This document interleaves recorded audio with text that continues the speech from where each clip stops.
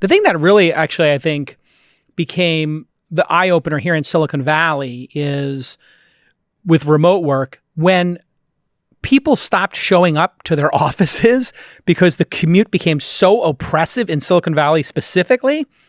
Right. You had these kids coming here to take $150,000 or $200,000 development job. They would live in the city for $4,000 a month for a one bedroom. They would get on a bus for an hour and a half, go to Facebook, come back for an hour and a half. And so they're leaving the city from whatever it is, 8 a.m. until 8 p.m. Can you imagine somebody doing a 3-hour commute? Somebody who makes $200,000 a year?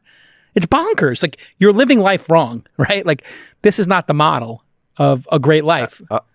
100%. And I think this is one of those aspects of our entire approach to work ethics, so to speak, or what qualifies as hard work, that is just utterly mind-blowing. I think on the same tangent, when I first read that Marissa Mayer was bragging about the fact that she was working 120 hours a week and she could do this by being strategic with her bathroom breaks, I was like, wait, you're an executive at one of the most successful companies in the world, and arguably you have worse working conditions than a slave in ancient Egypt. Rome. Yeah. Like, how is this? Like, why would you subject yourself to such a degree of sort of poor working conditions? It blows my mind. And I think it's one of those key regressions that if you look over sort of the decades, you look back to like, what were the aspirations of the white collar workers or the managers in like 1980 or 1970? It was to take off early and go to the golf course and enjoy life and have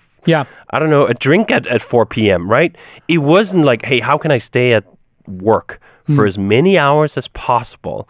Because that's my only source of satisfaction and meaning in life. Right. I think we've really just taken a seriously bad turn on that road.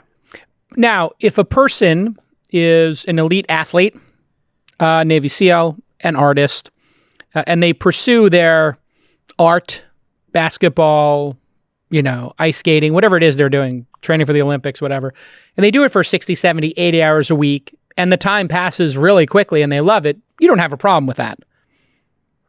First of all, I have a problem with the analogy because it's not true. If you look at any serious athlete, none of them are training 70 or 80 hours a week on any sustained sense of meaning of the word. They have these enormous breaks. I was just talking to my wife. I'm not a big fan of American football, NFL.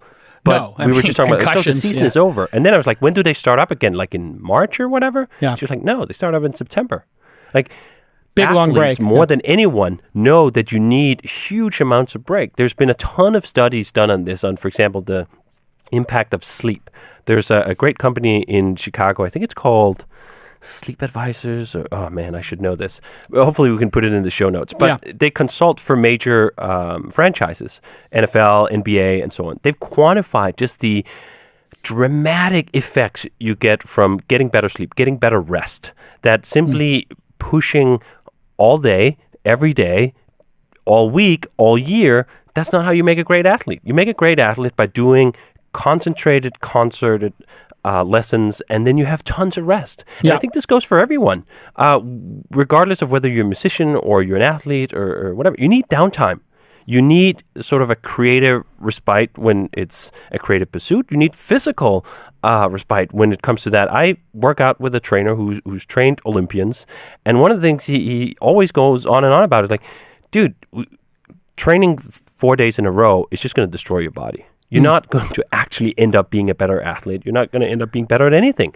And I think it's some of those lessons that lie just beneath the surface of a story of, say, Michael Jordan, like, oh, he was the first one at the gym and he was the last one to leave.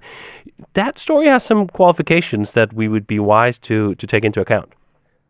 Yeah. I mean, Kobe was known for just a relentless 365-day-a-year work ethic. I think Michael Jordan was known more for going and playing blackjack till 6 a.m. and then going to the gym and still winning the game. He was almost like he was handicapping himself. He was so good. He just would stay out all night. Yeah. That's no, that one in that case, it happens to be true. He was no.